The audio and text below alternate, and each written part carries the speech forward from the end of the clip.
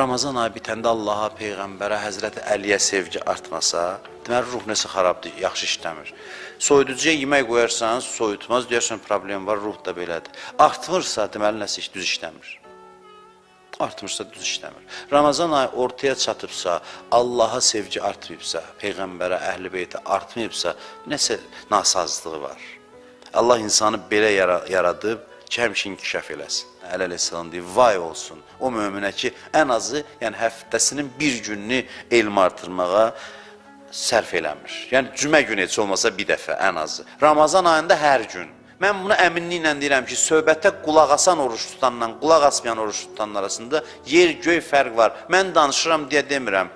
Kaş mən danışmazdım, onda başqa cür daha təkidlə deyərdim. İmam Muhammed Baqir əleyhissalam buyurur ki, hər cümə gecəsi bizə Allahdan təzə bir mərifət verilir, hər cümə gecəsi.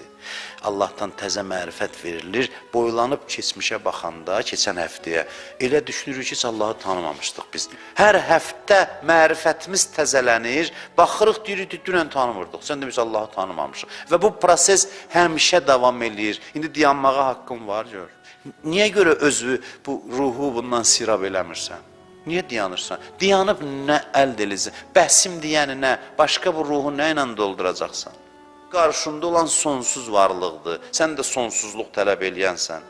Bu şeylərlə keyf elə, cılız-cılız işlərə başvuru qatmısan, boş-boş şeylərə başvuru qarışdırmısan, günü-gündən cılızlaşırsan, bir qədər bu şeylərlə ruhun istirahət eləsin, dincəlsin, səfa tapsın, problemləri bir dəqiqəyə ruh həzm eləyəcək, həll eləyəcək, bu şəkildə olarsa. Biz inkişaf eləyə bilmirik, düşürük dibə, Ramazan ayını tez gətirir ki, gəl, oruç tut, qaldırdı təzdən səni.